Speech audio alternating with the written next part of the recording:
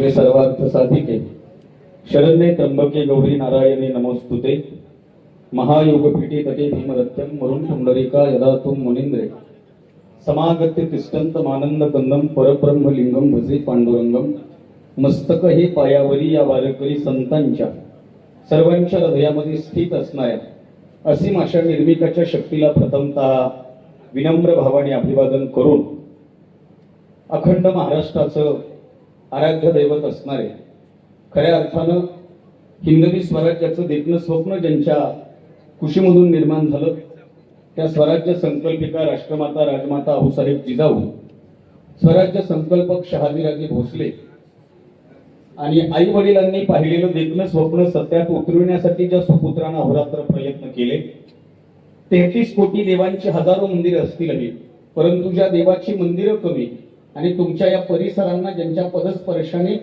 पावन होण्याचं भाग्य लाभलं ते हिंदवी स्वराज्याचे संस्थापक छत्रपती शिवाजी महाराज यांना मानाचा मुजरा करून येथ वडील जे जे करती तया नामू धर्म ठेविती कैलासवासी महादेवराव बाबूरावजी अवतारी प्रतिष्ठान मंगळवेढा हे प्रतिष्ठान आपल्या वडिलांच्या नावाने सुरू करून पाल्यांचा आणि पालकांचा सत्कार करण्याची वृत्ती आदरणीय आमदार महोदयांच्या मनामध्ये व्यक्त होणं, खऱ्या अर्थानं वडिलांना स्वाभिमान वाटावा असं सुपुत्रानं जगावं ही महाराष्ट्राची रीत आहे साहेब. म्हणजे मध्यंतरीच्या काळामध्ये विकी कौशल नावाच्या अभिनेत्याचा छावा नावाचा चित्रपट आला होता. तो चित्रपट ज्यानं पाहिला नाही तो माणूस म्हणायच्या लायकीचा नाही असं मी महाराष्ट्रभर सांगत फिरतो. छत्रपती संभाजी महाराजांचा जाज्वल्य इतिहास त्या चित्रपटामध्ये दाखवला. विकी कौशल नावाचा अभिनेता संभाजीराजांची भूमिका करतोय, अक्षय खन्ना नावाचा अभिनेता औरंगजेबाची भूमिका करतोय. आपण सगळ्यांनी तो चित्रपट पाहिला आणि त्या चित्रपटामध्ये संभाजीराजांची एंट्री ही बुरहानपूरचा खजिना लुटताना दाखवली आणि बुरहानपूरचा खजिना लुटायला गेलेले छत्रपती संभाजी महाराज घोड्यावर स्वार झाले आणि जशी चित्रपटगृहामध्ये थिएटरवर रुपेरी पडद्यावर संभाजीराजांची एंट्री झाली ना, तसं संभाजीराजांच्या मुखातला डायलॉग विकी कौशल या अभिनेत्याने गाजवला आणि तो महाराष्ट्रभर, भारतभर, जगभर प्रसिद्ध झाला की जाके कह दो उस औरंग से शेर मर गया मगर छावा अभी भी जिंदा है, छावा अभी भी जिंदा है. इथून चित्रपट सुरू झाला ते अगदी सगळ्यात शेवटी छत्रपती संभाजी महाराजांच्या यातना दाखवल्या आणि त्या यातना दाखवत असताना प्रत्येकाच्या डोळ्यात पाणी होत असाय. असा एकही माणूस नव्हता ज्याच्या डोळ्यात पाणी नव्हतं. लहानी लहानी लेकरं रडत होती. एक पिंक कलरचा ड्रेस घातलेल्या 6 वर्षाच्या मुलीचा सोशल मीडियावर व्हिडिओ व्हायरल झाला. 6 वर्षाची पोरगी शंभू राजांना काय झालंय म्हणून प्रश्न विचारते आई बापाला. आणि तेव्हा मला एका पत्रकाराने विचारलं की सर हे जे काही चालू आहे याच्यावर तुमचं काय मत आहे. आणि मी त्याला बोलून गेलो होतो, बापानं ताकद घेतलं नाही म्हणून, भावानं मोबाईल हिसकाटून घेतला म्हणून, आईनं चिप्स खाऊ दिले नाहीत म्हणून रडणाऱ्या पिढीपेक्षा शंभू राजांना काय झालं ही विचारणारी पिढी पुढच्या काळामध्ये आमच्यासाठी अत्यंत महत्वाची आहे. ती पिढी घडली पाहिजे. त्या चित्रपटाच्या शेवटी शंभू राजांचं निधन झाल्याच्या नंतर औरंगजेबाच्या दप्तरा म्हणजे अक्षय खन्नाच्या समोर त्याची मुलीची भूमिका करणारी अभिनेत्री उभी राहते आणि ती सांगते की मर गया शंभू. आणि अक्षय खन्ना झोपल्या औरंगजेबाच्या भाषेत म्हणतो, अच्छा मर गया शंभू, मर गया काफिर. आणि त्यानंतर मात्र औरंगजेबाची पोरगी माझ्या शंभू राजाचं महत्व सांगते. ती म्हणते, अब्बू शंभू मर गया मगर हम शंभू को काफिर कैसा कह सकते हैं, मरते मरते शंभू अपने मौत का जश्न मनाकर चला गया, हम जिंदा है फिर भी जिंदगी का मातम मना रहे हैं. मातम वडिलांनी राज्यकारभार उभा केला आणि ते वाढवण्याचं काम जगातल्या आदर्श सुपुत्रानं म्हणजे छत्रपती संभाजी महाराजांनी केलं. हा महाराष्ट्राचा इतिहास आहे. आणि आपल्या वडिलांनी जसं निवेदन करणाऱ्या सरांनी सांगितलं की आमचा मुलगा काय होणार हे स्वप्न पाहत असताना आपला मुलगा लोकप्रतिनिधी व्हावा ही ज्यांच्या वडिलांची इच्छा होती त्याच वडिलांच्या नावाने प्रतिष्ठान स्थापन करून तालुक्यातल्या मतदारसंघातल्या सगळ्या गुणवंत विद्यार्थ्याचा तर सन्मान व्हावाच, पण त्यासोबत त्यांच्या पालकांचाही सन्मान व्हावा. हे मागच्या 8 ते 10 वर्षापासून आदरणीय समाधानजी अवतारे साहेब आपलं हे प्रतिष्ठान, आपली ही सगळी मंडळ, आपले सगळे हे कार्यकर्ते, तुमच्यावर प्रेम करणारा हा सगळा मित्र परिवार हा जो स्तुत्य उपक्रम करत आहे त्याबद्दल मी माझ्या वतीनं तुमचं आणि या सगळ्या टीमचं मनपूर्वक अभिनंदन करतो.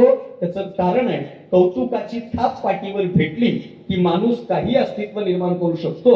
म्हणजे म्हणजे महाराष्ट्राचा इतिहास त्याचा थोडा कमी करा दादा आवाज. मला आवर्जून सांगावं असं वाटतं, पाठीवरची थाप किती महत्वाची आहे, पाठीवरची थाप किती महत्वाची की मोडून पडला संसार तरी मोडला नाही कणा, पाठीवरती हात ठेवून सर फक्त लढ म्हणा, सर फक्त लढ म्हणा, ही आमच्या महाराष्ट्राची उर्मी.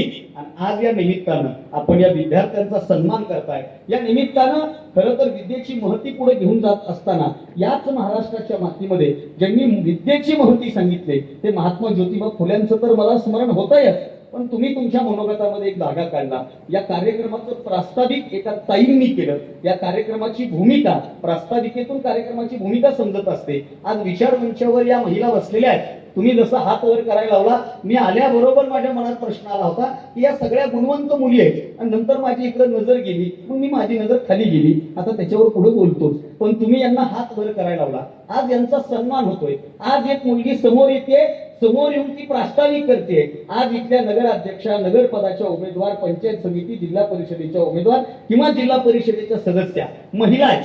प्रत्येक क्षेत्रामध्ये मुलींनी स्वतःचं अस्तित्व निर्माण केलंय. एक काळ होता त्यांना बोलू दिलं जात नव्हतं, बोलू दिलं जात नव्हतं. अहो असं सभेत कशाला, घरात बोलू दिलं जात नव्हतं. बरोबर बोलतो ना. एक शायराच्या ओळी मला फार आवडतात. तो शायर म्हणतो, बचपन में कहा लोगों ने कुछ नहीं जानती बैठ चुपचाप, बचपन में कहा लोगों ने कुछ नहीं जानती बैठ चुपचाप, जवानी में कहा लोगों ने नया खून है कुछ नहीं जानती बैठ चुपचाप, और बुढ़ापे में कहा लोगों ने अब जानकर भी क्या करेगी तो कुछ नहीं जानती बैठ चुपचाप. म्हणजे बाल्य, तारुण्य, वृद्ध या तिन्ही अवस्थेत जेव्हा महिलांना गप्प केलं जात होतं ना, तेव्हा ती मुलगी शिकली पाहिजे. प्रत्येक क्षेत्रात तिनं अस्तित्व निर्माण केलं पाहिजे. म्हणून आज असं एकही क्षेत्र नाही, ऑटो रिक्षा चालकापासून पायलट पदापर्यंत, अंगणवाडी सेविकेपासून कुलगुरू पदापर्यंत, आरोग्य सेविकेपासून मेडिकल कॉलेजच्या डीन पदापर्यंत, गावच्या सरपंच पदापासून राष्ट्रपती पदापर्यंत, आणि घरातला मिक्सर दुरुस्त करण्यापासून चांद्रयान 3च्या यशस्वी मोहिमेपर्यंत आज मुलींनी स्वतःचं अस्तित्व निर्माण केलंय. आणि याचं सर्वस्वी श्रेय जर कोणाला जात असेल तर पुण्याच्या भिडेवाड्यात मुलींची पहिली शाळा सुरू करणाऱ्या आद्य शिक्षिका क्रांतीज्योती सावित्रीबाई फुल्यांना, त्या सावित्रीबाईंचं स्मरण करून खरं तर शिका, संघटित व्हा, संघर्ष करा ही त्रिसूत्री ज्यांनी समाजाला दिली. ज्ञानाच्या बळावर माणूस स्वतःचं अस्तित्व किती मोठं निर्माण करू शकतो. म्हणजे जातीय व्यवस्थेने ज्यांना शाळेत प्रवेश दिला नाही, पण आजही एका शाळेचं अस्तित्व, एकाही शाळेचं अस्तित्व ज्यांच्याशिवाय पूर्ण होऊ शकत नाही, ते बोधिसत्व, बुद्धिश्रेष्ठ डॉक्टर बाबासाहेब आंबेडकर. खरं तर साहेब, आपण मागच्या अनेक वर्षापासून इतके लोकप्रतिनिधी आहात ज्यांच्यामुळे आपल्याला हा अभिमान, मान मिळाला, सन्मान मिळाला. मी मंगळवेढा परिसरात बऱ्याच झालेलो आहे. मला वाटतं एकदा इथं साप्ताहिक मंगळवेढा वेद नावाचं काहीतरी साप्ताहिक आहे ना, त्यांच्याही कार्यक्रमाला मी एकदा इथं येऊन गेलो होतो. बऱ्याच वेळेला या भागात येणं होतं. महाराष्ट्रभर, भारतभर मी सगळीकडे माझं व्यक्ती स्वातंत्र्य, अभिव्यक्ती स्वातंत्र्य बोलत फिरतोय, माझे मत मांडत फिरतोय. आणि हे सगळं मांडण्याचा अधिकार ज्यांनी दिला त्या बाबासाहेबांचं मला स्मरण होतोय. ज्या भूमीमध्ये उभा राहून बोलण्याचं मी धाडस करतोय. खरं तर ही पुण्य, पावन, पवित्र अशी भूमी आहे. म्हणजे दामाजी पंतांच्या निमित्तानं खऱ्या अर्थानं माझा परिचय करून देत असताना मी आपल्याला विनंती केली की एकदा सूत्रसंचालन करणाऱ्या सरांसाठी जोरदार टाळ्या आपण द्यायच्या, जोरात वाजवा. कारण मी सुरुवातीलाच बोललो, कौतुक करणं लय महत्वाचं आहे. अहो, ज्या काळात कोणीच कोणाला चांगलं म्हणायला तयार नाही, त्या काळात माझ्याबद्दल ते एवढं चांगलं बोलत होते, शरद सारखे माझे गाल होत होते त्यांना. मला लय भारी वाटत होतं. ते त्यांच्या शैलीमध्ये इतकं कौतुक, इतकं गुणगौरव करत होते. खरं तर चांगल्याला चांगलं म्हणणं ही सुद्धा समाजामध्ये सगळ्यात लोप पावत चाललेली गोष्ट आहे. आणि या निमित्तानं तुम्ही सांगितलं, निमित्त मात्र 3 विद्यार्थ्यांचा सन्मान आम्ही करतोय. खरं तर ही दामाजी पंतांची भूमी आहे आणि मी वारकरी संप्रदायाचा पाईक आहे. माझ्याकडे कीर्तनकार म्हणून उल्लेख केल्याच्या नंतर बरेच जण धोत्रावाला बघू लागले, दिसला नाही म्हणून शांत बसले.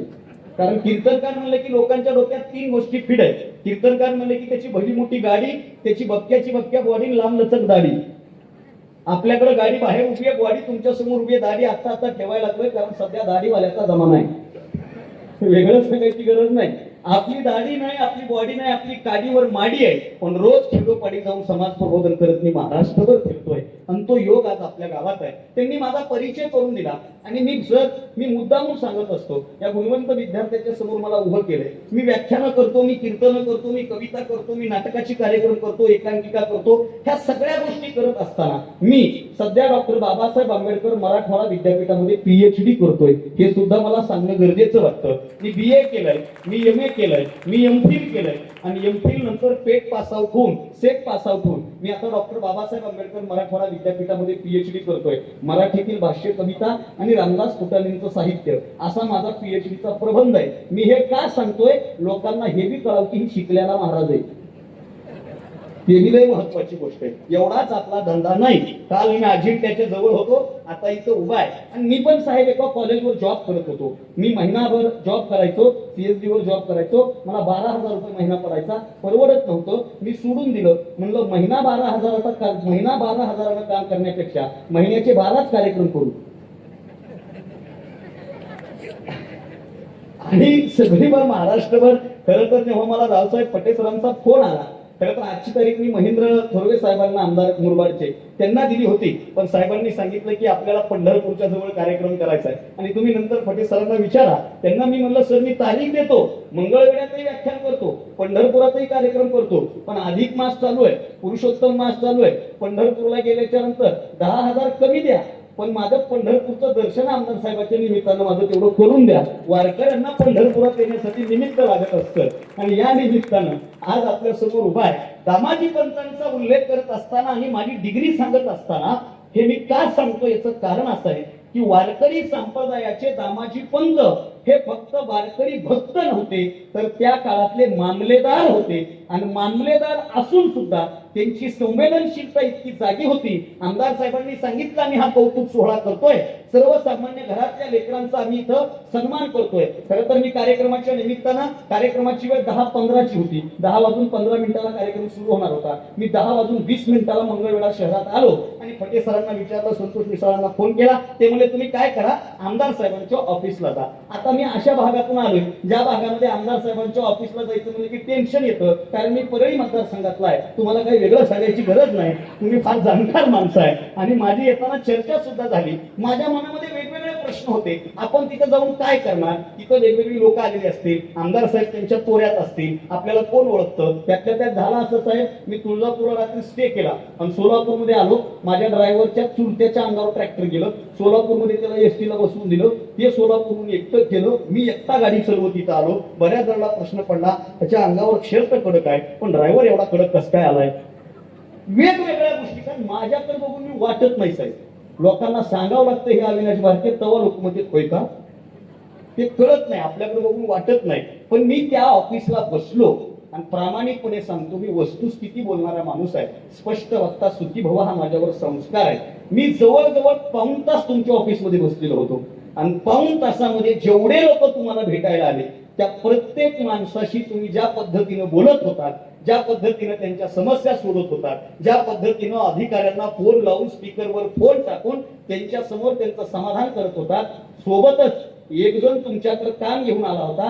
तुम्ही त्यांना स्पष्टपणानं सांगितलं की हे काम होणं शक्य नाही. त्या सगळ्या गोष्टी पाहत असताना मी ज्या मतदारसंघातून आलोय ना, त्या मतदारसंघातल्या लोकनेते स्वर्गीय गोपीनाथरावजी मुंडे साहेबांची आठवण मला त्या ऑफिसमध्ये बसल्या बसल्या आली. त्याचं कारण आहे, लोक आपल्याला लोकप्रतिनिधी म्हणून निवडून देतात. याचं कारण आहे, आपण लोकांना त्या पद्धतीनं समोर गेलं पाहिजे. एक प्रसंग तुमच्या, मी त्या माझ्यासोबत जे दादा बसले होते गाडीमध्ये, मला त्यांचं नाव माहित नाही, तुमच्या ऑफिस शिंदे साहेब, PS शिंदे साहेब, त्यांना मी ही गोष्ट बोलून दाखवली की तुमचा एक कोणतरी ते DP संदर्भाने माणूस आला होता आणि तुम्ही त्यातल्या एका वयोवृद्ध माणसाला म्हणले की त्या DP तुम्हीच असता आणि सगळे ते हसायला लागले. आणि मी त्यांना म्हणलं की म्हणजे कोण कुठं काय करू शकतंय हे आमदाराला माहित असणं लई काळाची गरज आहे. इथपर्यंत तुमची समाजाची नाळ जुळलेली आहे आणि या निमित्तानं आपण या लेकरांचं कौतुक करताय, या लेकरांचा सन्मान करताय. तुम्ही बोलताना एक गोष्ट बोलले, खरं तर मला मागच्या या पूर्ण महिन्यामध्ये गुणवंत विद्यार्थ्यांच्या सत्काराचेच कार्यक्रम आहेत. त्यातल्या त्यात तुम्ही सांगितलं आम्ही पहिले 3 विद्यार्थी निवडले, बरोबर आहे. पहिल्या 3 प्रातिनिधिक स्वरूपांचा विद्यार्थ्यांचा सत्कार आहे. परवा मी अहिल्यानगरला संग्राम जगतापांकडे होतो त्या बँकेमध्ये आणि एकाचा सत्कार करायला समोर आली एक मुलगी आणि मी सहज तिला विचारलं दीदी किती टक्के पडले, तिनं सांगितलं 99. मी घट घट घट घट बाटलीभर पाणी पिलो, शपथ खाऊन सांगतो तुम्हाला. मी बन्सल कोचिंग क्लासेसचा ब्रँड अँबॅसेडर म्हणून मधल्या काळात काम करत होतो. नंतर मी ते सोडलं, पुढे त्याच्यावर भाष्य करेल. कारण 99% पडू शकतात याच्यावर माझा विश्वास नव्हता. मला मागच्या वर्षी म्हणजे 100 ऑफ 100 पडलेल्या पोरांचा सत्कार आहे. माझा एक क्लासमेट सोबत आला होता, त्यानं खालून मला मेसेज केला, तुला किती पडले? त्याला म्हणलं गबस 100 मध्ये आपण दोघं पास झालो होतो. तो म्हणला मग तुला यांचा सत्कार करताना काय वाटतंय? म्हणलं मला थोडं ऑकवर्ड फील होत आहे, पण तुम्ही त्या गोष्टीला दुजोरा दिला. साहेब, तुम्ही एक वाक्य बोलला की टक्केवारीच आयुष्यात सगळं काही घडवत नसते. कारण मी भारतभर महाराष्ट्र पोलीस करिअर अकॅडमी पासून सगळीकडे कार्यक्रम केले. माझा भाऊ तुमच्या सोलापूर ग्रामीणला DYSP होता, अमोल भारती, त्याच्यासोबत पण मी महाराष्ट्रभर फिरलो. मी आतापर्यंत कुठेही गेलो, कुठल्याही महाराष्ट्र पोलीस करिअर अकॅडमी नाशिकला सगळीकडे मी जाऊन आलो. आतापर्यंत कुठल्याच कार्यक्रमामध्ये अविनाश तुला 10वीला किती टक्के होते हे कोणीही विचारलं नाही. मला सांगायचं हे बाळांनो, आमदार साहेबांनी तुमच्या समोर एक मोठा आशावाद मांडला की तुम्हाला ज्या गोष्टीमध्ये आवड आहे, तुमचा ज्या गोष्टीमध्ये इंटरेस्ट आहे, त्याच गोष्टीला करिअर करायचा संकल्प आज करा. आयुष्यात तुमच्या इतके समाधानी सुखी दुसरी पुढे नसाल. कारण माझं ठरलं होतं, माझं 8वीत असताना ठरलं होतं. कितवीत असताना? 8वीत असताना काय ठरलं होतं? लग्न.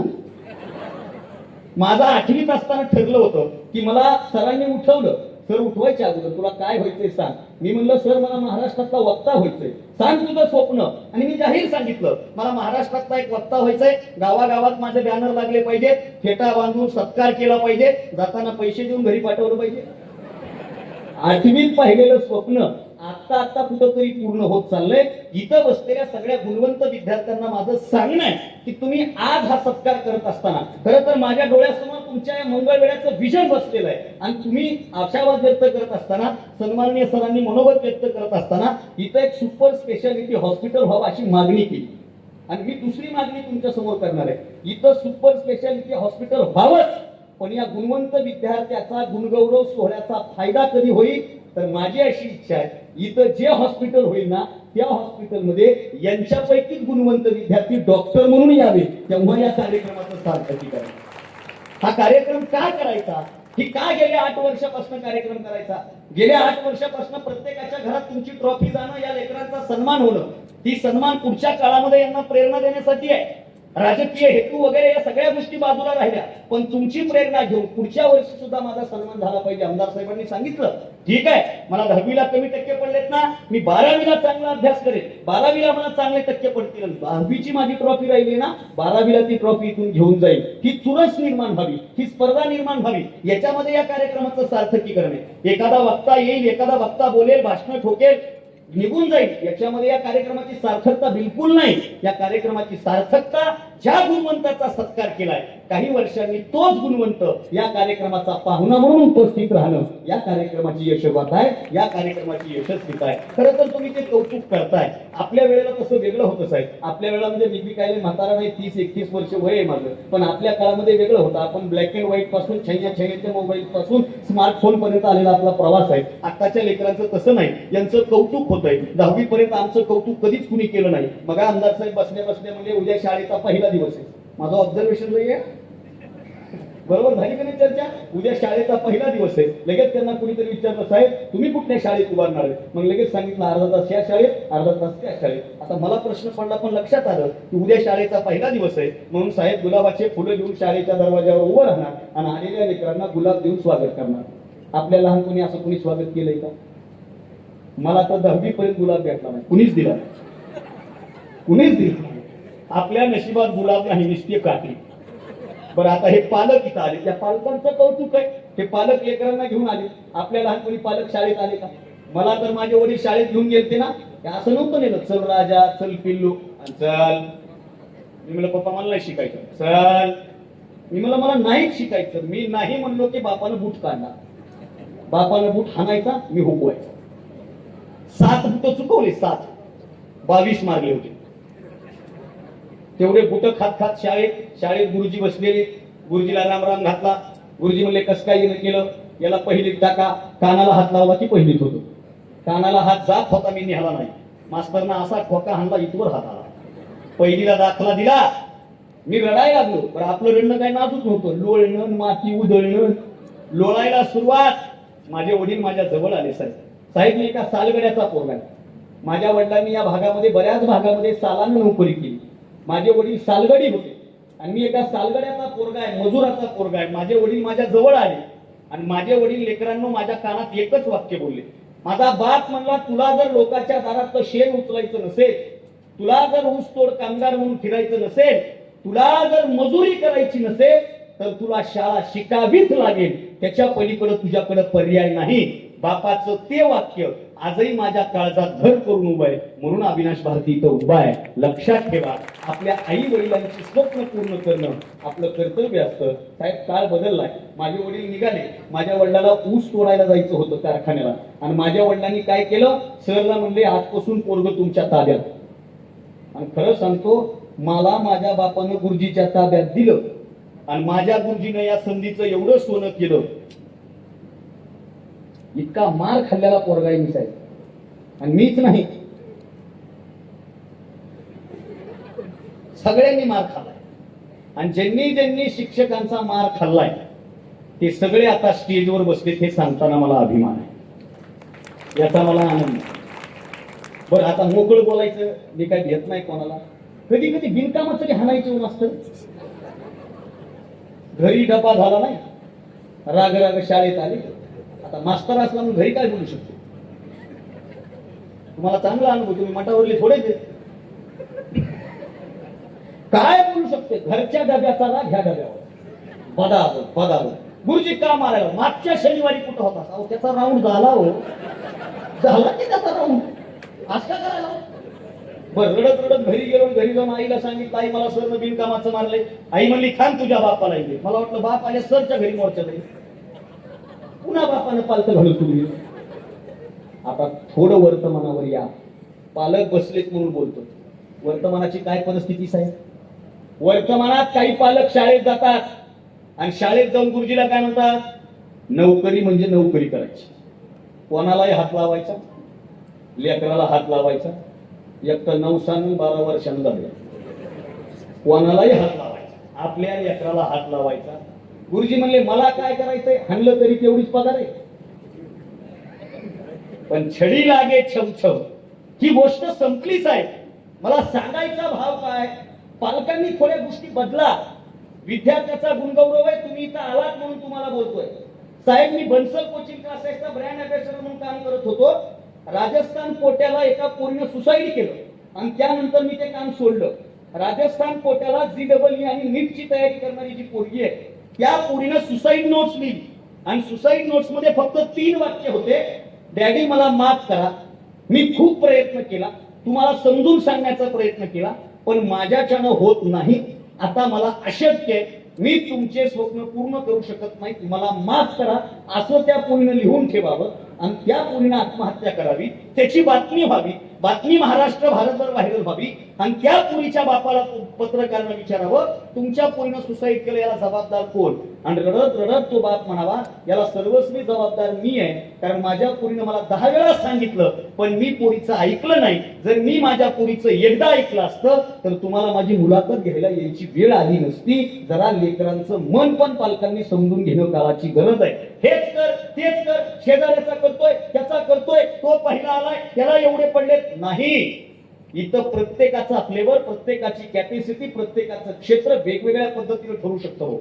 म्हणून जरा स्वप्न पहा. तुम्ही पाहू नका असं नाही, स्वप्न पहा. बापाचे स्वप्न लेकरांना तुम्ही पूर्ण करा, पण स्वप्न पण कोणते पाहावे, आपल्या लेकरामध्ये ते पूर्ण करण्याची ताकद आहे का ते पहा. नाहीतर मी सांगत असतो, माझ्या गावातला एक पोरगा, त्याचा बाप त्याला म्हणला तू वकील हो. पोरगा म्हणला आपल्याला लॉ वगैरे काय करायचं नाही, आपल्याला इंटरेस्ट नाही. बाप म्हणला मी सांगतोय ना तुला वकिलीला ऍडमिशन घ्यावं लागतंय, तुला लॉ करावा लागतो. दोघांची हमरी तुमरी.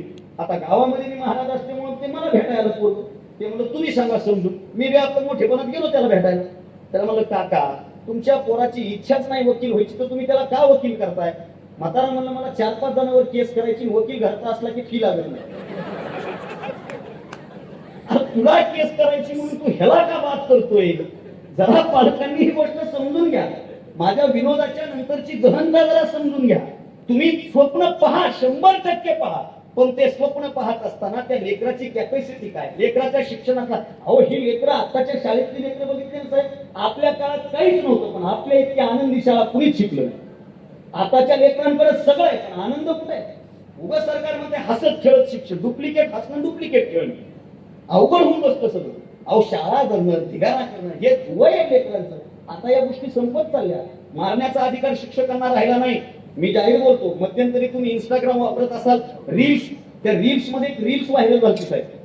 ती साऊथची रील्स होती, त्यांच्या ड्रेसिंग कोडवरून कळालं ही साऊथची रील्स आहे. त्या साऊथचे कलेक्टर, IPS अधिकारी, IAS अधिकारी, हे सगळे क्लास 1 अधिकारी त्यांच्या शिक्षिकेला भेटायला गेले होते. तुम्ही बघितले असेल, नाही तर मी गेल्याच्या नंतर बघा. बरोबर आहे ना?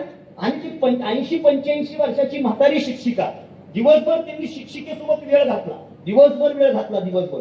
संध्याकाळी यांची निघायची वेळ झाली, ताफा आला, सगळ्या लाल दिव्याच्या गाड्या, सगळे सायरन वाजत गाड्या आल्या, सगळ्यांनी सॅल्यूट केला, सगळे अधिकारी बसलेले. आणि तो कलेक्टर असणारा व्यक्ती उठला आणि उठून त्यानं दिवळीतली अशी एक खिडकीतली एक छडी घेतली, ती छडी शिक्षिकेच्या हातात दिली. आणि ती शिक्षिका, डायलॉग नाही, पाठीमागं गाणं वाजतंय, आणि ती शिक्षिका अशी तोंडाला हात लावून म्हणते, तू कलेक्टर, मी तुला कशी मारू?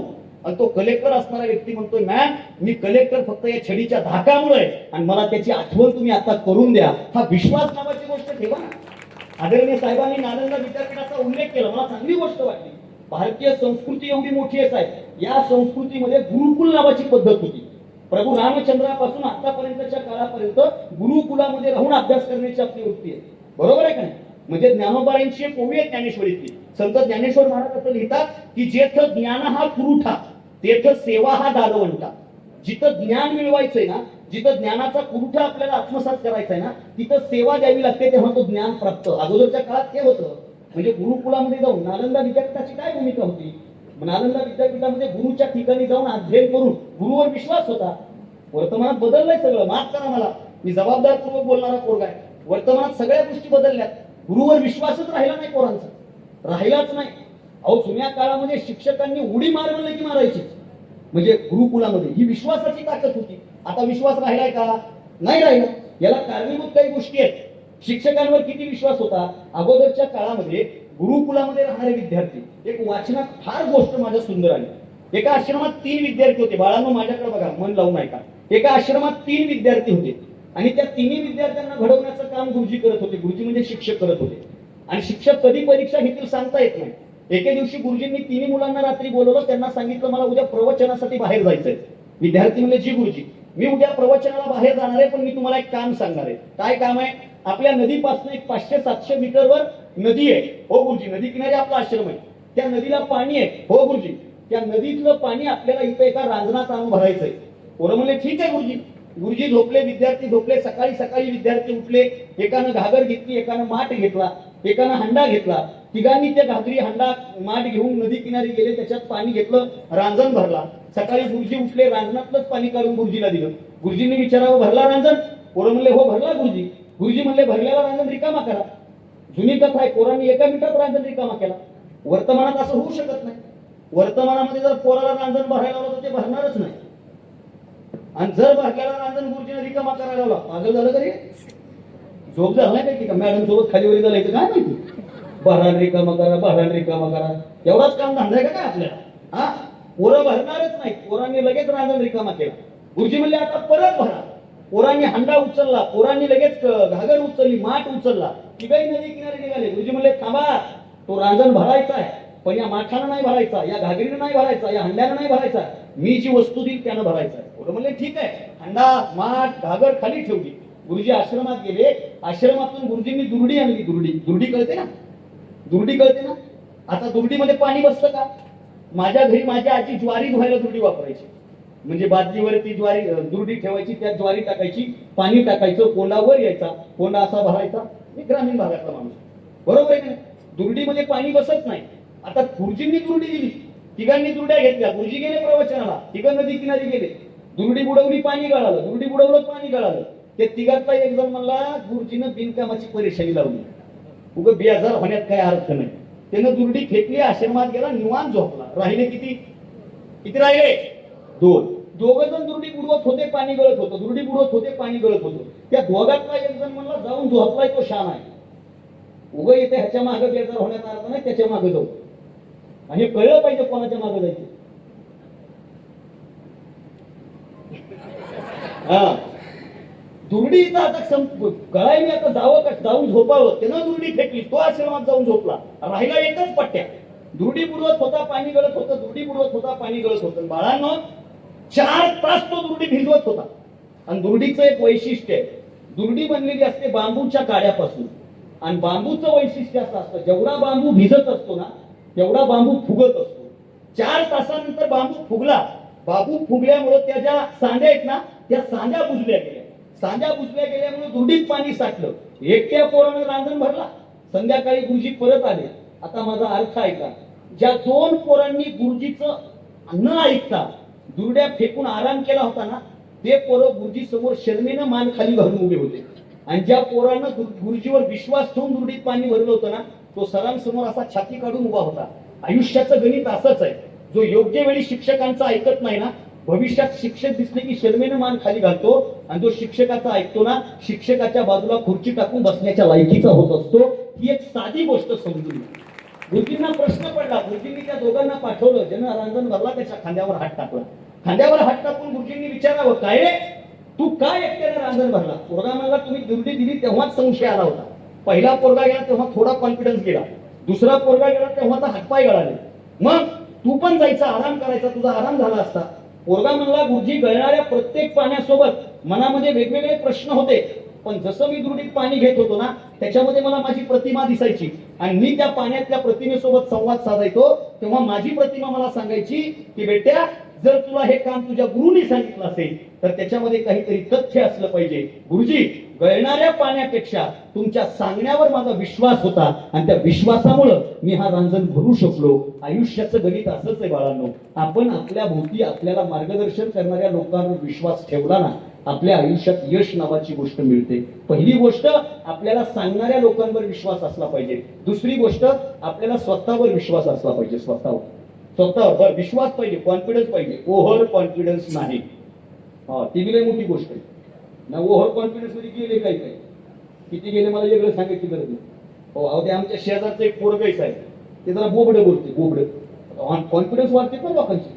त्याच्या बापाला भेटलो, त्याच्या बापाला म्हणलं, का हो काका तुमचा पोरगा नेहमीच बोबडा बोलतो का? तो मला नाही हो, जेव्हा बोलतो तेव्हाच बोबडा बोलतो. आता काही ना उद्या कळत, काही अडचण नाही. कॉन्फिडन्स असला पाहिजे, ओव्हर नसला पाहिजे, विश्वास असला पाहिजे स्वतःवर. आपली कॅपॅसिटी ओळखा, आपण काय करू शकतो, किती करू शकतो. तो गेलाय म्हणून त्याच्या मागे जायचं. हे जे मी सांगतोय ना हे नीट ऐका. आणि मी लातूरच्या जवळ येऊन नीट ऐका म्हणायलो. कळलं तुम्हाला? आमचा लातूरचा पॅटर्न नीटच आहे पण सध्या थोडं नीटनेटकं नाही, एवढा फक्त घोटाळा आहे. जरा लेकरांना आपला विश्वास पाहिजे आपल्यावर, आपण करू शकतो. यस मला हे होऊ शकतं. मी ज्या क्षेत्रात आहे, मी ज्या क्षेत्रात काम करतोय, आमच्या क्षेत्रात असंच आहे, चली तो चली नाही तो बरोबर असं काम आहे. पण आपल्याला माहित होता, विश्वास असला पाहिजे, आपण करू शकतो. साहेब मागच्या महिन्यामध्ये मे महिन्यामध्ये 31 दिवसामध्ये 44 कार्यक्रम केले तुम्ही. 31 दिवसात महाराष्ट्रभर बाहेर गाडी उभी. 2.5 वर्ष झाली गाडी घेऊन. 2.5 वर्षामध्ये माझ्या गाडीची रनिंग आहे 3 लाख किलोमीटर. एवढा महाराष्ट्रभर फिरतोय, सातत्य ठेवलंय, तेव्हा इथं उभा आहे. आणि लेकरांना सांगणं या सगळ्या, मी तुमच्या भावासारखा आहे. ऐका, 10वीला चांगले टक्के पडणं हे तुमचं यश नाही. जबाबदारपूर्वक बोलतोय. 10वीला चांगले टक्के पडणं हे तुमचं यश नाही. तुमचं आज कौतुक होणं हे तुमचं कौतुक नाही. 10वीला पडलेल्या टक्केवारीनुसारच 12वीचं सुद्धा तुमचं तेवढंच घवघवीत यश असणं हे तुमच्या खऱ्या अर्थानं कर्तृत्वाचा लेखाजोखा आहे. 10वीला म्हणजे मी महाराष्ट्र शासनाचा स्वच्छतादूत होतो साहेब. बबनराव लोणीकर जेव्हा मंत्री होते तेव्हा मी महाराष्ट्र शासनाचा स्वच्छतेचा ब्रँड अँबॅसेडर होतो. मी लोकसभेच्या वेळा मागच्या ते काम सोडलं. 2018 ते 2023 मी कंटिन्यू महाराष्ट्र शासनाचं काम करत होतो. जेव्हा मी ते काम करत होतो मी गावागावात फिरायचो. एखाद्या गावाला आदर्श गाव किंवा हागणदारी मुक्त गाव पुरस्कार मिळणं सोपं आहे. जबाबदारपूर्वक बोलतो. एखाद्या गावाला हागणदारी मुक्त किंवा स्वच्छतेचं पारितोषिक मिळणं सोपं आहे. पारितोषिक मिळाल्याच्या नंतर ते गाव तसंच राहणं हे लई कठीण आहे. आणि त्याच्यासाठी प्रयत्न अगोदर जे केलेत ना त्याच प्रयत्नाचं सातत्य ठेवणं ही पण काळाची गरज आहे. आज तुमचं यश मिळालंय, तुम्हाला चांगले टक्के पडले, तुमचं कौतुक आहे. पण मिळालेली टक्केवारीचं सातत्य तुम्ही राखलं पाहिजे. त्याच्यासाठी संयम, वेळ या सगळ्या गोष्टी पाळल्या पाहिजे. सातत्य नावाची गोष्ट माणसाला प्रगतीच्या पथावर घेऊन जाते. नाहीतर माझा बाप अडाणी आहे, पण त्या अडाणी बापानं मला BA करायला संभाजीनगरला पाठवलं. माझं गाव परळी तालुक्यातलं आहे, अंबाजोगाई तालुक्यात परळी मतदारसंघात.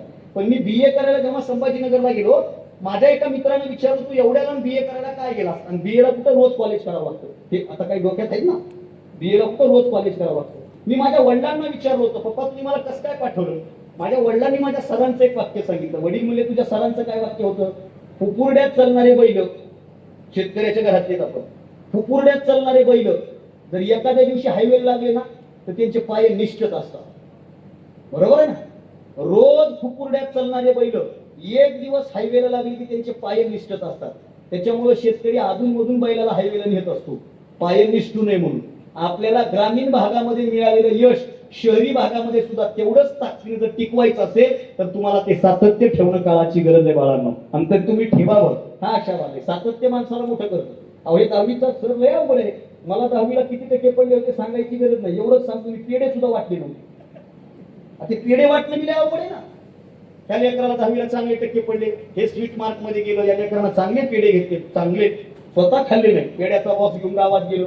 गावातली CCTV बसलेली वाट्यावर. गावातले CCTV असतात ना वाट्यावर बसलेली. हे म्हातारे गावचं CCTV असते ते. 3 पिशव्याच्या आत काय हे वरून स्कॅन करते. CCTV काय डेंजर असेल ते विचार करा. ते CCTV बसलेलं. ते गेलं पोरग, पेढा काढला, म्हाताऱ्याला दिला. म्हातारा म्हणलं कशाचे, पोरग म्हणलं 10वीचे. बरं बरं बरं किती टक्के पडले, पोरग म्हणलं 95. बरं बरं बरं सेंटर कोणतं होतं, काय का लगेच दुसरा प्रश्न, सेंटर कोणतं होतं. मग ह्याने सांगितलं ते सेंटर होतं. या त्या सेंटरला 95 का 195 पडले असेल. मग पोरगा म्हणला बाबा तुम्हाला 10वीला किती होते, 7वीला शाळा सोडली. अरे तू 7वीला शाळा सोडली, ते 10वीला 95 घेऊन पास झाले. कर ना कौतुक, म्हण ना चांगलं. अवघड गोष्टी सगळ्याच आहेत, या गोष्टी घडत नाही. सातत्य ठेवा बाळांनो, तुमचं यश तुम्हाला सातत्यानं पुढे घेऊन जाईल. मी गेल्याच्या नंतर गुगलला एक नाव टाका, विल्मा रुडॉल्फ नावाची एक पोरगी. तुम्ही बाहेर देशातलं किंवा संस्कृतीचा उल्लेख केला. विल्मा रुडॉल्फ नावाची पोरगी अमेरिकेमध्ये जन्माला आलेली, कृष्णवर्णीय म्हणून जन्माला आलेली अमेरिकेत. आता अमेरिकेमध्ये कृष्णवर्णीयाचा किती मोठा वाद आहे वेगळं सांगायची गरज नाही. ही विल्मा रुडॉल्फ जेव्हा अमेरिकेमध्ये कृष्णवर्णीय म्हणून जन्माला आली, तिच्या जन्मापासूनच वाद सुरू झाला. बरं ती जन्माला आली बिचारी, निसर्गाने तिच्यावर एवढा अन्याय केला की तिला पोलिओ झाला. तिला नीट पाय सुद्धा तिचा नीट नव्हता. डॉक्टरांकडे आईबाप घेऊन गेले. डॉक्टरांनी सांगितलं की ही पोरगी चालू शकणार नाही, ही पांगडी होईल, हिला अपंगत्व येईल, ही आता चालू शकणार नाही. नाव लक्षात ठेवा, विल्मा रुडॉल्फ. ती पोरगी लहानाची मोठी होत होती. तिच्या आई वडिलांनी ठरवलं की आपल्या पोरीला आपण चालवायचं. नुसतं चालवायचं नाही तर हिला पळवायचं. नुसतं पळवायचं नाही, पळली पाहिजे, पळली पाहिजे. त्या पोरीला आई बापानं उभं केलं. उभं केली पोरगी हळूहळू पाय टाकायला लागली. बापानं माईनं प्रेरणा द्यावी, ती पोरगी हळूहळू चालायला लागली. चालता चालता ती पोरगी हळूहळू धावायला लागली. त्या पोरीला माय बापांनी धावण्याच्या शर्यतीमध्ये सहभागी व्हायला सांगितलं. शिट्टी वाजली, सगळेजण पळून गेले. ही पोरगी पळायला लागली. ही पोरगी शेवटीला होती सगळ्यात, सगळे लोक पुढे निघून गेली. ती पोरगी पुन्हा प्रयत्न करायला लागली. सातत्य प्रयत्न करता करता करता ती पोरगी जेव्हा पहिली स्पर्धा जिंकली ना, तेव्हा ती पाठीमागून दुसरी आली होती. म्हणजे एकाला तिने ओव्हरटेक केलं होतं. एका लेकराला ओव्हरटेक केल्यामुळे तिचा कॉन्फिडन्स एवढा वाढला. ती विल्मा रुडॉल्फ रोज सातत्यानं प्रयत्न करता करता करता ऑलिम्पिक नावाच्या गेम मध्ये अमेरिका सारख्या देशाला त्या अपंग म्हणून जन्माला आलेल्या विल्मा रुडॉल्फ नावाच्या पोरीनं धावण्याच्या शर्यतीतलं गोल्ड मेडल मिळवून दिलं. जर विल्मा रुडॉल्फ जन्मताच तशी जन्माला येऊन ऑलिम्पिकचं गोल्ड मेडल मिळवून देऊ शकते, आपल्याला तर निसर्गानं, आपल्याला तर भगवंतानं इतका चांगला देह दिलाय, इतकं सगळं चांगलं दिलंय. फक्त करण्याची वृत्ती ठेवा. ठरवा तुम्हाला काय व्हायचंय. या कार्यक्रमाच्या निमित्तानं मी एक आशावाद व्यक्त करेल. आज इथं संकल्प करून निघून जा. आणि दादांनी सांगितलं साहेब तुम्ही इथे आमदार झाले, तुमच्याकडे हे सगळं लोकप्रतिनिधित्व आलं, तुम्ही सत्य संकल्प करून पुढे जाताय. आणि आमच्या संत साहित्य असं सांगतं, सत्य संकल्पाचा दाता नारायण.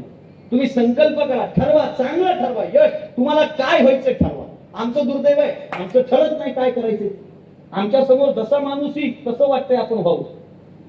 म्हणजे एखाद्या कार्यक्रमात जर PSI आले ना, खाली बसलेला पोरांना वाटतं यार PSI झालं पाहिजे. 15 मिनिटांनी ते DYSP आले. PSI उभा राहिले ते मला DYSP मध्ये मजा आहे. पुन्हा 15 मिनिटांनी SP आली, दोघं उभा राहिले. हे मला ह्याचं वजन जास्त आहे. बघता बघता आमदार आले, तिघं उभा राहिले. आणि सेल्फ केलं. हे म्हणे खाकीपेक्षा पांढऱ्यात मजा आहे. मग थोड्या वेळानं खासदार आले, चौघं उभा राहिले. हे म्हणजे ह्यांच्यापेक्षा त्यांचं वजन आहे. थोड्या वेळानं मंत्री आले, सगळे उभा राहिले. पुन्हा उपमुख्यमंत्री, पुन्हा मुख्यमंत्री. आणि हे सगळे जसजसे प्रोटोकॉल वाढत होते ना, तसतसे आपल्याला आपले स्वप्न बदलत होते. मला एक सांगणं आहे, सरांनी जसं सांगितलं, तो काय ती त्याची कॅपॅसिटी आहे, मी काय की माझी कॅपॅसिटी मला कळाली पाहिजे आणि त्या अनुषंगाने प्रवास सुरू केला. प्रामाणिकपणे सांग, मला या क्षेत्रात मी सगळ्या स्पर्धा परीक्षा सेंटरवर गेलो साहेब. महाराष्ट्रातल्या सगळ्या चांगल्या चांगल्या स्पर्धा परीक्षा सेंटर, तुमचं माझं इंग्लिशचं काही वेगळं नाही. मी इथं आपल्या आष्टा नावाचं गाव आहे सांगलीच्या जवळ, तिथे डांगे पाटलाचा कॅम्पस आहे आणि त्या इंजिनिअरिंग आणि मेडिकल कॉलेजच्या कॅम्पसला मी गेलो आणि तिथं सूत्रसंचालन करायला एक मुलगी होती आणि ती इंग्रजीत बोलत होती. वेलकम टू डायस अविनाश कार्तिक कम्युनिटी. मला घामच आनंद आहे. घाम म्हणजे काय नाही, फार बराच घाम. खाली माझा मित्र, ते मला आता कसं वाटतं, उभा राहिलो मी आणि उभा राहिलो म्हणलं जय महाराष्ट्र. पोरं म्हणले जय महाराष्ट्र. म्हणलं माझी इंग्रजी पत्की आहे पण मला मराठीचा अभिमान आहे. 2 तास बोलत होतो. दिन म्हणले असं व्याख्यान चालू नाही, बस ठरले त्याच्यापेक्षा 10 तास पुढे.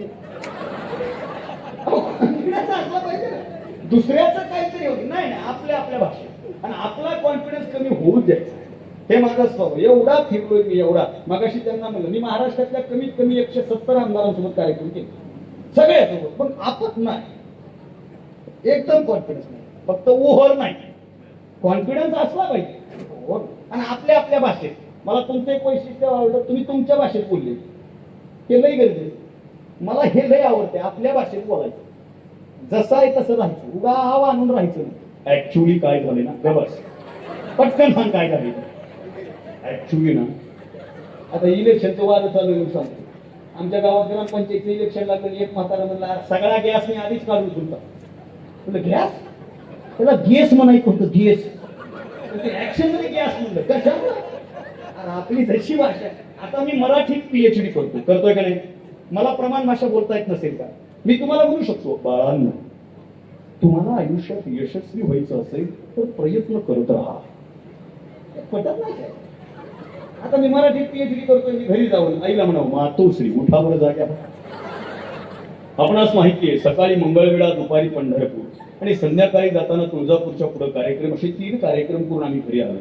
मातोश्री सगळा प्रवास आणि ड्रायव्हर नसल्यामुळे आमची पुढे बेजारी झाली. आम्ही तुम्हाला विनंती करतो की तुम्ही जाग्या व्हा, स्वयंपाकगृहामध्ये जा, अन्नपूर्णा मातेला प्रसन्न करा, तुमच्या पवित्र कर कमलाने पंचना तर नाही खिचडी नामक एखादं पक्वाने आमच्या पोटाचा आज तृप्त करा. आई म्हणेल ह्याला काय कुत्र चावलं तर ह्याची गाडी कुठं दळकली, असं काय येण्यावानी करायले. पण मी जाऊन आईला म्हणा, आई लय भूक लागली बघ. अहो दुसऱ्या मिनिटाला आई लेकराला गरम खाऊ घालते. आईला आईच्या भाषेत बोललेलं आवडतं, मला माझ्या भाषेत बोललेलं आवडतं. साहेब आपण आपल्या भाषेत आपल्या आईशी कसं बोलतो? वाजवायच्या असल्या तर इमानदारीनं वाजवा. उगा मिस कॉल हाणल्यावर टॉप टाइम संपले करू नका, वाजवा. मगापासून बघायला वाजवू का नको, वाजवू का नको, असं नाही झालं पाहिजे. काही लागत नाही. तुमची टाळ्याची दाद ही अविनाश भारतीची जायदाद आहे, जायदाद, आणि ते इथून घेऊन जायचं. फक्त टायमिंग हुकू द्यायचा, टायमिंग हुकला नाही. आणि टाळी वाजवायची टायमिंग कोणाला जमते? ज्याला सकाळी पार्लेजीचं बिस्किट चहामध्ये बुडवून न पडता खाता येतो. लक्षात ठेवा मॅनेजमेंट, बिस्किट किती वेळ मध्ये ठेवायचं, कधी पिकअप घ्यायचं कळलं पाहिजे. नाही तर पिकअप घ्यायचा टायमिंग जर हुकला तर इथं आलेला घास खाली पडतो. पुन्हा ते बायकोला म्हणते गाळ चमचा घेऊन गाळ करायचा, तसं नाही म्हणून टायमिंग बनवली पाहिजे. बाळांनो ठरवा, आज ठरवा तुम्हाला काय व्हायचंय ते. ठरवा, संकल्प करा. आमचं दुर्दैव आमचं ठरत नाही. एक दृष्टांत देतो आणि माझ्या वाणीला पूर्ण विराम देतो. काय ठरवायचंय, कशासाठी ठरवायचंय? सर माझा कीर्तनकार म्हणून उल्लेख झाला, मी वाटत नाही पण खरंच कीर्तनकार आहे. मी मगाशीच बोललो, झी टॉकीजला आतापर्यंत माझे 34 एपिसोड झाले आणि या आषाढी वारीमध्ये झी टॉकीज महाराष्ट्रातल्या फक्त 5 महाराज लोकांची स्टोरी करते, त्यामध्ये माझं नाव आहे आणि ते आपल्यावर स्टोरी करते. हे सगळं मी महाराष्ट्रभर करतो. फक्त काय माहिती का, आपलं वजन पडलं,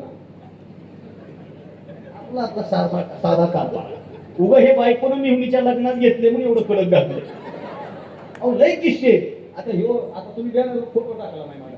मी एकदा पुण्यात गेलो आणि पुण्यात बॅनरवर फोटो टाकला. दादा मला लईच गोरं केलं त्या फोटोवाल्याने. आणि ते निवेदक मला म्हणलं वक्ते कोण आहे? अरे म्हणलं मीच आहे ना. मग त्यानं माझ्याकडे बघितलं, ते मला कुठला आहे? मी म्हणलं परळीचा. अरा बा तवावर का आता नाही. तेव्हा म्हणजे 2000 जवळजवळ 13. मग त्यांनी सुरू केलं, बीड जिल्ह्यातल्या दुष्काळी मातेतलं दुष्काळी नेतृत्व. अरे बा काळ्या लोकांची काळी बुलंद होतो. अरे बा. आणि माझ्या आयुष्याचं वैशिष्ट्य बाळांनो, मी माझ्या आयुष्यातल्या प्रत्येक निगेटिव्ह गोष्टीला पॉझिटिव्ह केले. आता गरमी म्हणून मग मफलर घेतली नाही. नेहमी माझ्या गळ्यात, तुम्ही फेसबुकला पहा, इंस्टाग्रामला पहा, युट्यूबला पहा, 99% माझ्या व्याख्यानात माझ्या गळ्यात एक काळी मफलर असते. ती येवल्याची नाही पण गळ्यात असते माझ्या. माझा एक मित्र म्हणला, अविनाशची मफलर का सोबत ठेवतोस? त्याला म्हणलं येड्या, की मफलर पाहून मला कॉन्फिडन्स वाटतो. आताही गाडी ते माझ्या. ते म्हणला कस काय? मी म्हणलं या मी काळ्या मफलीकडे बघत असतो, मनातल्या मनात म्हणत असतोय, अविनाश तू इतकाही काळा नाही. पॉझिटिव्ह गोष्टी सोबत ठेवा ना रे. आणि काळ्या लोकांबद्दल लोक चांगलं बोलते. तुम्ही पंढरपूरच्या जवळचे, गावात एखादं सावळं पोरग असू द्या, अख्खं गाव म्हणते काय दिसतंय इठ्ठलावाने, आणि एखादं लईच पांढरा असू द्या, काय म्हणते सांगायची गरज. माझ्या लहानपणी गाणं होतं, गोरे रंग पे नाही इतना गुमानंतर गोरा रंग तो दिन में ढल जाएगा. मी मनातल्या मनात म्हणायचं आपल्यावर कसं गाणं नाही. 15 मिनिटांनी मी दुसरं गाणं ऐकलं, हम काले होय तो क्या हुआ. माझी भावकी तर भरपूर आहे, ताण घ्यायचा नाही. पण या व्याख्यानाचा शेवट करत असताना लोककवी वामनदादा कर्डक, माझा कवी म्हणून उल्लेख केला. भीमशाहीर वामनदादा कर्डकांनी काळ्या रंगाचा 7 वेळा शब्द वापरून एक उल्लेख केलाय. वामनदादा असं लिहितात, काळ्या धरणीवर रे काळे, काळ्या धरणीवर रे काळे, काळाने विणलेले जाळे, करील काही काळे आता काळ्या करणी सवे, तुफानात रे दिवे आम्ही हो, तुफानात रे दिवे, तुफानात रे दिवे आम्ही हो, तुफानात रे दिवे. दिवा व्हायचंय ना, तुफानातला बाबा. जीवनात संकट आले, जीवनात संकट आले, टेन्शन नाही घ्यायचं. मग माझा ड्रायव्हर अचानक मला म्हणला, मला सोलापूरमध्ये सोडा. तुम्ही बघितलं ना साहेब, तुम्ही नंतर त्या साहेबांना माझ्याकडे बसवलं. मी एकटाच गाडी चालवतो. तिकून आई म्हणली आता कसं होईल? म्हणलं आजचा कार्यक्रम चांगला होईल, कारण माझ्या गुरुनं सांगितलंय, ज्या कार्यक्रमाला जाताना अडचणी येत नाही तो कार्यक्रम कसा होईल माहित नाही, पण ज्या कार्यक्रमाला जाताना अडचणी येतील तो कार्यक्रम दणक्यातच होईल. हा पॉझिटिव्ह विचार घेऊन फिरणारा पोरगा आहे. सरांनी सांगितलं आपल्या आई वडिलांची स्वप्न पूर्ण करा. किती लेकरं आपल्या मायबापासोबत आलेत? शबास, हात खाली घ्या. आज तुमचा सन्मान होईल, तुमच्या सोबत तुमच्या आई वडिलांचा सन्मान होईल. आणि साहेब लई मोठी गोष्ट असते हो मायबापाचा सन्मान होणं. एका सालगड्याचं पोरगं साहेब, जी टॉकीजला 34 एपिसोड झाले, कीर्तनकार बापामुळे झालो. माझ्या घरात कोणीच कीर्तनकार नाही. तुम्ही तरी वारकरी घराण्यातले. तुमच्या आई या वारकरी भजनी मंडळाच्या अध्यक्ष आहेत. आमच्या माऊलींनी तुमच्या आईचं कौतुक केलं तेव्हा मी होतो पंढरपुरात, मी त्या कार्यक्रमात होतो. माऊली, छोटे माऊलींनी कौतुक केलं की आमदार साहेबांच्या मातोश्री भजनी मंडळाच्या अध्यक्ष आहेत, वारकरी घराणा आहे. आणि आम्हा वारकऱ्यांना, आम्ही जरी जवळचे नातेवाईक झालो आता. मेन दादा कसं काय, कारण ते वारकरी आम्ही वारकरी. वारकरी हे सगळ्याचे जवळचे नातेवाईक असतात. आणि साहेब, माझे वडील दुसऱ्याच्या शेतात सालानं कामाला होते आणि तिथं एकदा एक महाराज आले आणि त्या महाराजाचे पाय धुवायला माझ्या बापाने पाणी काढून दिलं. माझा बाप घरी आला आणि घरी येऊन मला म्हणला, बाळा तुला काय व्हायचंय? मी म्हणलं पप्पा मला इंजिनियर व्हायचंय, मी पॉलिटेक्निक साईडचा विद्यार्थी. माझे वडील म्हणले मला इंजिनिअरिंग वगैरे कळत नाही, माझी इच्छा आहे तू कीर्तनकार झालं पाहिजे. मी म्हणलं कसं काय? ते म्हणे आज मी एका महाराजाला पाय धुवायला पाणी काढून दिलं, माझी इच्छा आहे तू कीर्तनकार झालं पाहिजे. मी आतापर्यंत माझ्या पाय धुवायला कधीच कोणाला पाणी टाकू दिलं नाही, ते माझा विचार आहे. माझे वडील मला म्हणले तू हो. मी म्हणलं मला जमल का? बाप मला जमत असलं तर इथं बसायचं नाही तर इथून उठायचं. बापानं चॅलेंज दिली आणि ती चॅलेंज अविनाश भारतीने ऍक्सेप्ट केली, म्हणून अविनाश भारती तिथं उभा आहे. बाळांनो, आपला बाप आपल्या समोर स्वप्न पाहत असतो. आणि उन्हाळ्याच्या सुट्ट्यातला महाराज आहे. इन समर वॅकेशन, हा उन्हाळ्याच्या सुट्ट्यात बाकीचे काय करायचे? चलती झाडे पाहूया, मामाच्या गावाला जाऊया. त्याच्यात एक ओळ होती, मामाची बायको सुगरण रोज रोज पोळ्या शिकरण मी ती मामी हुडकायला रोज पोळ्या खाऊ घालणार. आपण तसं नाही. उन्हाळ्याच्या सुट्ट्यात गाता हातात घेतली, ज्ञानेश्वरी हातात घेतली आणि बाळांनो सांगू, उन्हाळ्याच्या सुट्ट्यात कट्ट्यावर बसून शिट्ट्या मारत आयुष्याची थट्टा करण्यापेक्षा बापाच्या इच्छेसाठी फेटा बांधणारा हा पोट्टा आज महाराष्ट्रभर फिरायला लागला. आपल्या बापाचं स्वप्न पूर्ण करण्यात मजा असते. अहो, माझा पहिला कार्यक्रम लागला झी टॉकीज नावाच्या वाहिनीवर. नंतर मी सोनी मराठी, झी चित्रमंदिर सगळीकडे गेलो. पण जेव्हा पहिला एपिसोड लागला ना, गावातल्या मित्रांना अभिमान वाटला. गावातल्या मित्रांनी गावात असं मोठं बॅनर लावलं आहे. मित्र असतात, मित्राची प्रगती पाहून मित्राला आनंद होत असतो. आणि लक्षात ठेवा, ज्या मित्राची प्रगती पाहून ज्याला आनंद होतो ना, तोच खरा आयुष्यातला मित्र असतो बरं का. मित्र पण निवडत असताना चांगले निवडा. माझ्यावर मित्रांनी चौकात बॅनर लागलं, 20 बाय 20 चा मोठा फ्लेक्स. बॅनरवर माझा फोटो. बापाने बघितलं, बापा मित्रानं बघितलं आणि घरी जाऊन सांगितलं, अरे तुझ्या पोराचं बॅनर आहे चौकात. वडील म्हणले काय विषय? माझ्या वडिलाला त्या माणसानं सांगितलं, तुझ्या पोराचा मोठा फोटो आहे आणि बाकी त्याचे बारके बारके मुंडके चिटकले. गावात तसे बॅनर असतात ना, मोठा फोटो तुझ्या पोराचा. वडिलांनी पायात चप्पल घातली. लेकरांना 2 किलोमीटरचं अंतर आहे माझ्या घरापासून चौकातलं. माझे वडील चालत चालत गेले चौकात. चौकात जाऊन माझे वडील ऐटीत उभे राहिले होते. जाणारा येणारा खुनीत होता काय पाहता. आणि माझा अडाणी बाप इशाऱ्यानं सांगत होता. त्या दिवशी माझ्या बापानं गावात 1000 चहा पाजले. 1000. त्याच्या आधी कोणाला पाजला होता माहित नाही आपल्याला चहा. पण त्या दिवशी 1000 चहा पाजले. पण त्या हॉटेलात नाही पाजले, ज्या हॉटेलवर बॅनर लावलं होतं त्याच्या समोरच्या हॉटेलमध्ये लोक बसली. सगळ्या खुर्च्या बॅनर कर केल्या. सुर के पिऊ नाही, देख के पिऊ. पहिले देखो बाद में पिऊ. एक जण मला मी चहा घेत नाही, वडील म्हणले कॉफी घे. ते मला कॉफी घेत नाही. वडील म्हणले दूध घे. ते मला दूध घेत नाही. वडील म्हणले 10 रुपये घे. पण बॅनर. आता लिहून ठेवा, जी पोरं आयुष्यात यशस्वी होतात, ज्या पोरी यशस्वी होतात, त्या पोरींचं जेव्हा गावातल्या चौकात बॅनर लागतं ना, त्या पोराचं जेव्हा गावातल्या चौकात बॅनर लागतं ना, गावातला कोण माईचा लाल ते बॅनर बघल माहित नाही, पण गावातला बाप नावाचा व्यक्ती दिवसातून 10 वेळा बॅनर बघत असतो आणि आतल्यात आनंदी होत असतो. बापाला तो आनंद आपल्याला द्यायचा, तो आनंद आपल्याला द्यायचा. आमच्या लांबजना नावाच्या गावात, लातूरच्या अलीकडे, निलंग्याच्या अलीकडे, निलंगा लातूरच्या मध्ये लांबजना नावाचं गाव आहे. शिवरायांचा पुतळा आहे. तिथली एक पोरगी PSI झाली. कर्मवीर स्पर्धा परीक्षा सेंटर लातूर यांनी कार्यक्रम ठेवला. 7 ते 8 PSI होते. बाकीचे मंत्रालयातले क्लर्क वगैरे यांचा सन्मान होता. स्टेजवर मी होतो, विठ्ठल कांगणे होते, तात्याराव लहाने होते. कार्यक्रमाचा असा रंगात आला. सगळ्यांचा सत्कार होत होता. पोरींना फेटे बांधलेले, मायबापांना फेटे बांधलेले. एक PSI सत्काराला स्टेजवर आले. त्यांच्यासोबत त्यांचा बाप आला. चोळण्यातला साधी कपडी, साधी एकदम साधी कपडी, स्टेजवर आला. हार घालायचा होता. पोरीच्या गळ्यात कसा हार टाका, मी तो हार घेतला आणि तिच्या बापाच्या गळ्यात टाकला. त्या बापाने हार उचलला आणि माझ्या गळ्यात टाकला. दुसरा साधा माणूस. आम्ही सत्कार केला. PSI असणाऱ्या पोरीने आम्हाला शेक हँड केला. स्टेजवरच्या सगळ्यांना शेक हँड केला. स्टेजवरून खाली उतरली. ते अडाणी बापाने बघितलं, शेक हँड करावा लागतो बड्या. त्यानं स्टेजवरच्या लोकांच्या हातात हात द्यायला सुरुवात केली. हातात हात देत देत देत विंगेजवळ आला. खालून एक पोरगा विंगेतून स्टेजवर दुसरा ट्रे घेऊन जात होता. साधा भोळा माणूस हो. त्या साध्या भोळ्या माणसानं त्या पोराचा हात घेतला आणि कपाळाला लावला.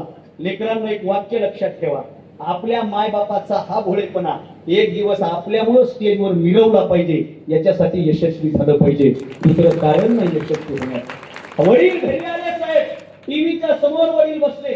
काय घरात आनंद होता. जशी टीव्हीवर माझी एंट्री झाली, मुरलीधर मोहोळ माझी महापौर होते पुण्याचे, त्यांच्याकडला कार्यक्रम, जशी एंट्री झाली ना, माझ्या बापानं शिट्टी मारली हो. वडिलाच्या डोक्यात काय आलं माहित नाही साहेब. अडाणी माणूस आहे, अंगठा छाप माणूस आहे. माझे वडील टीव्हीच्या जवळ गेले, गळ्यातला रुमाल काढला, रुमालानं असा टीव्हीत पुसला, हळदीत कुंकू घेतलं लेकरांनो, टीव्हीला लावलं. अर्धा तास 2 तास वडील टीव्हीकडे बघत होते, मी वडिलाकडे बघत होतो. कार्यक्रम संपला, पायात चप्पल घातली, वडील गावात. कशाला? हवा करायला. हवा. अविनाश भारतीचं एक वाक्य काळजात घर करून ठेवा, वयाच्या 25-30 वर्षापर्यंत आपण बापाच्या जीवावर हवा करतो ना, आपलं आता पहिलं कर्तव्य असलं पाहिजे, आपल्या बापानं आपल्या जीवावर हवा केली पाहिजे. आपला भाग गावात ऐकून ठेवला पाहिजे.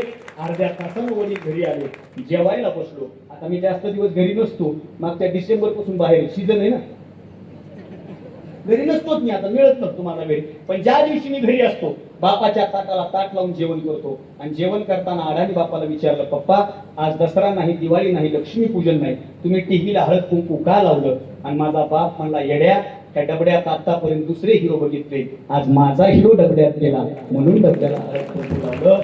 लेकरांनो, मी त्या दिवशी शपथ घेतली, माझ्या बापासाठी मी हिरो असेल ना तर मी मरेपर्यंत माझ्या आयुष्याचा हिरो माझा बाप असला पाहिजे. आमदार साहेब, तुम्ही तुमच्या बापाला हिरो मानून हा कार्यक्रम आयोजित केला. यांचे हिरो आधीच बसले, उद्या हेच हिरो तुमच्या नावानं ओळखले जावे आणि यश मिळावं. 3 इडियट्स पाहिला? 3 इडियट्स पाहिला का? किती जणांनी पाहिला? होड घुमा सिटी बजा सिटी बजा. अभंगापेक्षा गाणी पाहिजे मला म्हणत नाही का? सगळं आपण सगळीकडे माणूस आहे. चित्रपट सृष्टीमध्ये पण मी होतो बरं. मला एक गोष्ट सांगायची आहे. 3 इडियट्स नावाच्या चित्रपटात राजू रस्तोगी नावाचा पोरगा वरून उडी मारतो, त्याला हॉस्पिटलमध्ये नेलं जातं. जाने नाही देंगे तुझे, ती भेंडीचा भाव, त्याला होश येतो. हॉस्पिटलमध्ये टॅक्सी येते, एकच मिनिट घेतो, टॅक्सी येते. टॅक्सी हॉस्पिटलमध्ये आले, ती सिस्टर म्हणते की टॅक्सी आपने बुलाई है. तो फरहान म्हणतो हाँ. राजू म्हणतो नहीं, मैंने बुलाई है. जाते जाते तुझे घर पे ड्रॉप करूंगा, मैं इंटरव्यू के लिए जाऊंगा. क्यों? क्योंकि मुझे नहीं लगता ये लेटर पढ़ने के बाद तू इंटरव्यू के लिए आ पाएगा. ऐसा तो बैग मध्ये बघतो, सालो तुमने चिट्ठी पोस्ट कर दी. हाँ, हंगरी से चिट्ठी आई, कोई हंगरी इस्तेमाल है, तेरे फोटो देखकर पगला गया है, कहता है तुझे असिस्टेंट बनाना चाहता है, कहता है पेमेंट भी देगा. आनंद होतो पोराला. आणि पोरगो म्हणतो नहीं यार, अब्बू नहीं मानेंगे. आमिर खान म्हणतो जा अब्बू को मना, 50 साल बाद इसी हॉस्पिटल की किसी कोने में पड़ा होगा तब सोचेगा. टैक्सी दरवाजे की थी, हाथ में लेकर था, अगर अब्बू से बात की होती तो जिंदगी कुछ और होती.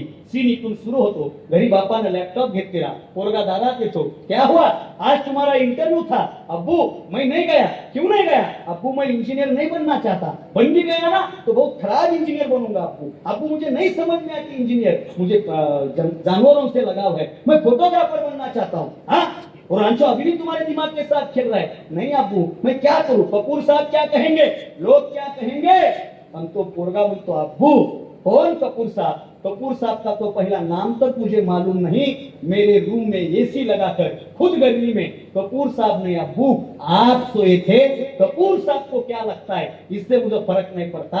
आप क्या सोचते हो इससे मुझे फर्क पड़ता है. फिल्म देखकर आए हो, फिलोसॉफी मार रहे हो. तेवढ्यात माय म्हणते जाने दो, परेशान है बेचारा, खुदा न करे राजू ऐसा कुछ गलत कर बैठा. आणि लक्षात ठेवा, ज्या पोराच्या जीवनामध्ये नैराश्य आहे, ज्या पोराच्या आयुष्यात डिप्रेशन आहे, ज्या पोरीला वाटतं ना माझं त्याच्याशिवाय होऊ शकत नाही, तिच्याशिवाय मी जगू शकत नाही, आता माझं काही खरं नाही, मरण्याच्या पलीकडे पर्याय नाही, अशा दलिंदर लेकरांनी कष्ट करणाऱ्या मायबापाचा चेहरा जर डोळ्यासमोर ठेवला ना, कोणातच आत्महत्या करण्याची हिंमत येऊ शकत नाही. साहेब, अब्बू अब्बू किस रांचो को तुम भला बुरा कहते हो ना.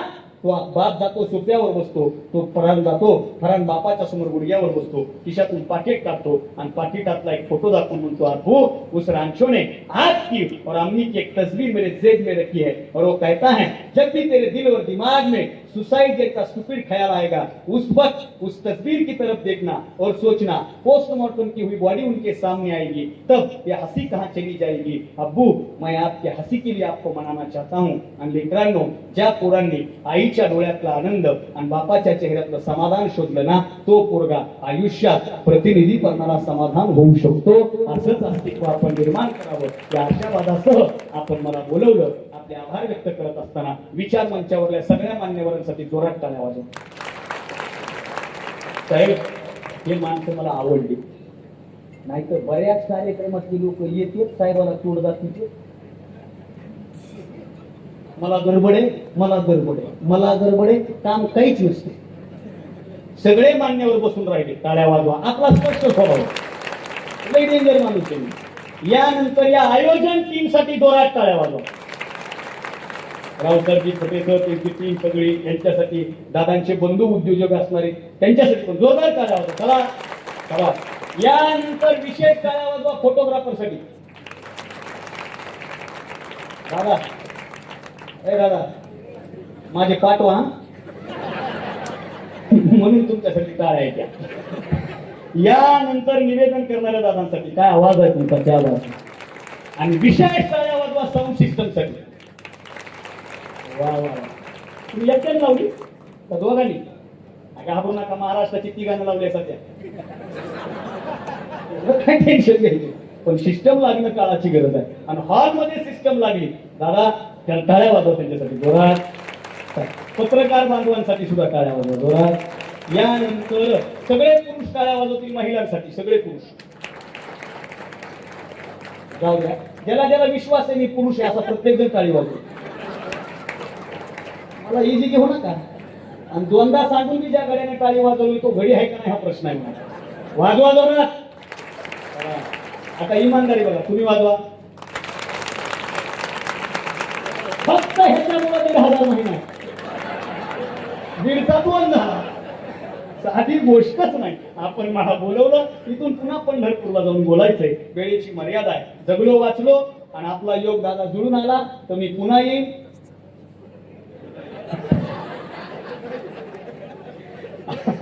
आणि मी येईन म्हणलं की येतोच.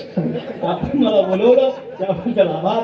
काही बोलण्याच्या ओघात चुकलं असेल तर मला उदाहरण टक्कर माफ करा. खरं बोलल्यामुळे कोणाला वाईट वाटलं असेल तर वाटू द्या. खरं बोलणं काळाची गरज आहे साहेब. आणि मी जाहीर सांगत असतो, बोलणाऱ्या वक्त्यांनी आता लोकांना बरं वाटावं याच्यासाठी बोलण्यापेक्षा लोकांचं बरं व्हावं म्हणून खरं बोलणं काळाची गरज आहे. आपण मला बोलवलं. कहीं जीत बाकी है, कहीं हार बाकी है, अभी तो मेरी जिंदगी का सार बाकी है. कहीं जीत बाकी है, कहीं हार बाकी है, अभी तो मेरी जिंदगी का सार बाकी है. यहाँ से चला हूँ मैं नई मंजिल की तरफ, अविनाश भारती ने अभी पूरा किया वो खाली एक पन्ना था. अभी तो मेरी जिंदगी की पूरी किताब बाकी है, अभी तो मेरी जिंदगी की पूरी किताब. धन्यवाद.